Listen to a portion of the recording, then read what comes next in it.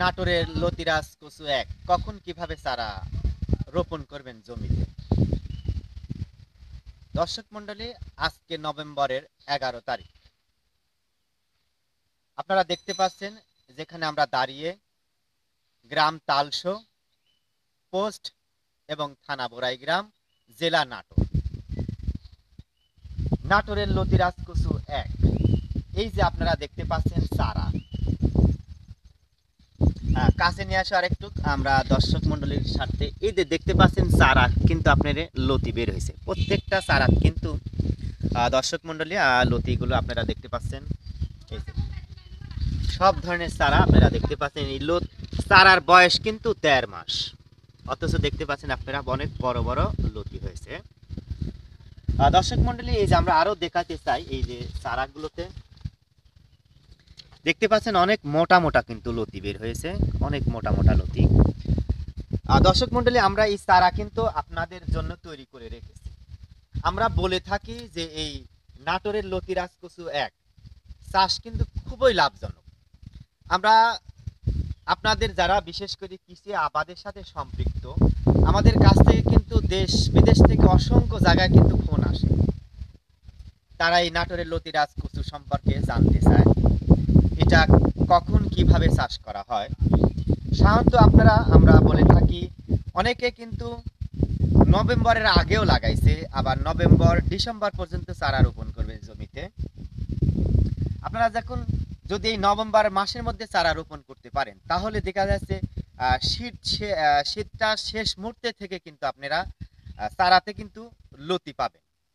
অর্থাৎ আমরা বলে থাকি ২.৫ মাস বয়স থেকে কিন্তু এই চারাগুলো থেকে লতি সংগ্রহ করতে পারবেন, এবং ১ বিঘা জমি থেকে কিন্তু আপনারা সর্বনিম্ন ৫ মণ হারে লতি প্রতি সপ্তাহে উত্তোলন করতে পারবেন।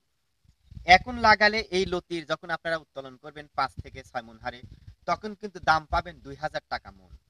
প্রতি সপ্তাহে ১ বিঘা জমি থেকে যদি আপনারা ৫ মণ লতি সংগ্রহ করতে পারেন, তাহলে দাম আসবে প্রতি মণ ২,০০০ টাকা। তাহলে ৫ দুগুণে ১০,০০০ টাকা কিন্তু আপনি ১ বিঘা জমি থেকে এই লতি বিক্রি করে টাকা পেতে পারেন।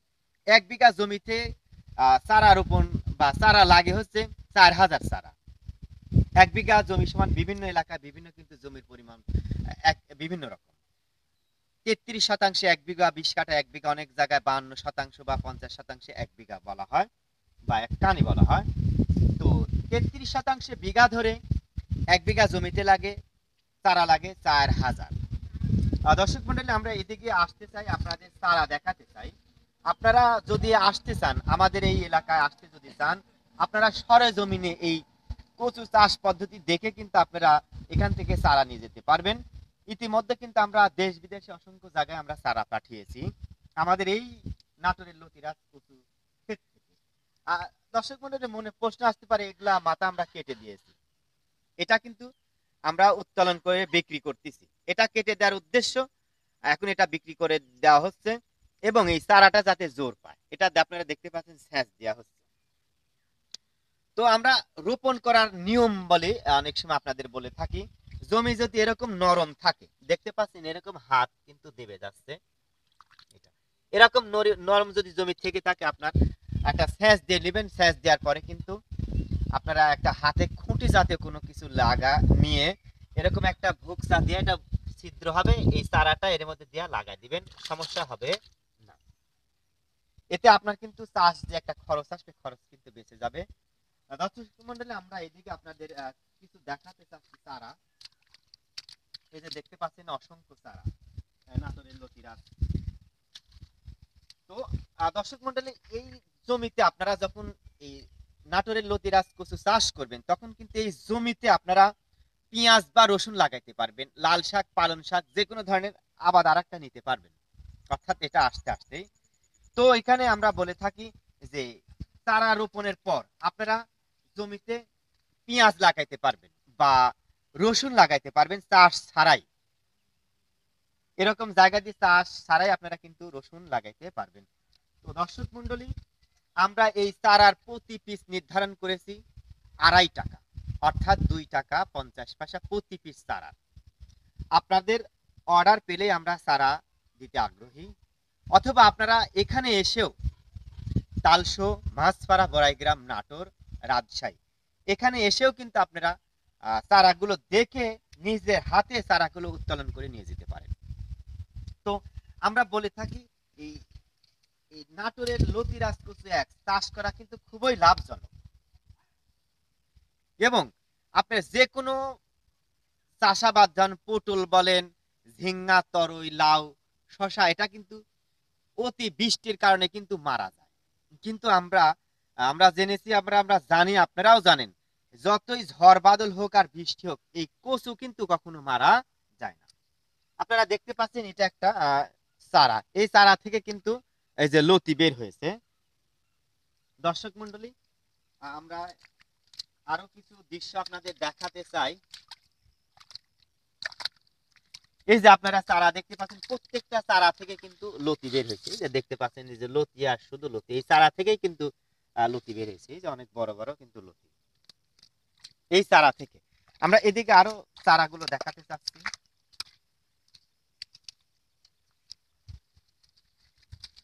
এই যে আপনারা যতগুলো চারা দেখবেন, সব চারাতে কিন্তু লতি, অর্থাৎ কচুর কিন্তু এত চারা কিন্তু এত বড় হলে লেগে যাওয়ার সাথে সাথে এটা আপনারা দেখতে পাচ্ছেন চারা কিন্তু অনেক ছোট, অনেক ছোট, কিন্তু এটা লতির জন্য বিখ্যাত। এবং এখান থেকে লতিও হবে এবং কচুও হবে।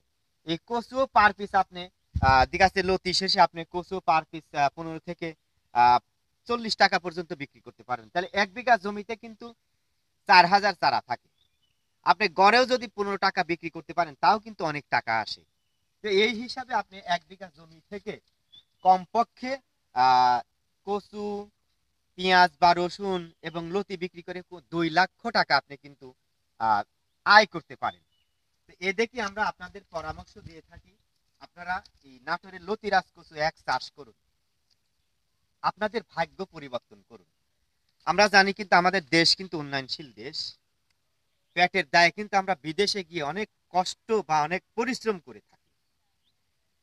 অথচ কিন্তু আপনি 1 বিঘা জমিতে যদি নাটোরের লতিরাজ কচু চাষ করেন, তাহলে আপনি প্রতি সপ্তাহে কিন্তু 3 মাস পর প্রতি সপ্তাহে কিন্তু আপনি 10,000 টাকা প্রতি সপ্তাহে কিন্তু আপনি নগদ টাকা ইনকাম করতে পারবেন। আর 10 কাঠা 1 বিঘা জমি কিন্তু আপনি সহজে কিন্তু রক্ষণাবেক্ষণ করতে পারবেন। তো দর্শক মন্ডলী, এই যে আপনাদের চারা দেখাচ্ছি, এই যে চারাগুলো দেখতে পাচ্ছেন, সব চারাতেই কিন্তু লতি, প্রত্যেকটা চারা কিন্তু অসংখ্য লতি। এই যে দেখতে পাচ্ছেন, গাছ ছোট কিন্তু লতি ডাকবে, লতি কিন্তু এখনই কিন্তু 1 হাত 1.5 হাত কিন্তু লতি হয়ে আছে, প্রত্যেকটা চারাতে কিন্তু লতি এসেছে। এই যে চারা, আর এই চারাটা যখন আপনারা রোপণ করবেন, এই চারাটা মাটিতে লেগে যাওয়ার সাথে সাথে কিন্তু এটা লতি আসা শুরু করবে। আমরা আরো চারা দেখাইতে চাই দর্শক মন্ডলী। এই যে দেখতে পাচ্ছেন, এই যে চারাটা কিন্তু, এই যে চারা কিন্তু এটা, অথচ দেখেন লতি এখনই কি মোটা হয়েছে। এই যে চারা, এগুলা কিন্তু সব চারা, দেখেন লতি কত মোটা হয়েছে খারাই। এই চারাটা যখন বড় হবে বা একটু মোটা হৃষ্টপুষ্ট হবে, তখন কিন্তু লতিগুলো আরো মোটা বের হবে। দর্শক মন্ডলী, এই সেই আপনারা সবসময় দেখে থাকেন, এখান থেকে কিন্তু আমরা ভিডিও ধারণ করি, এখান থেকে কিন্তু আমরা চারা বিক্রি করি। এখানে প্রায় 20,000-এর মতন চারা রয়েছে।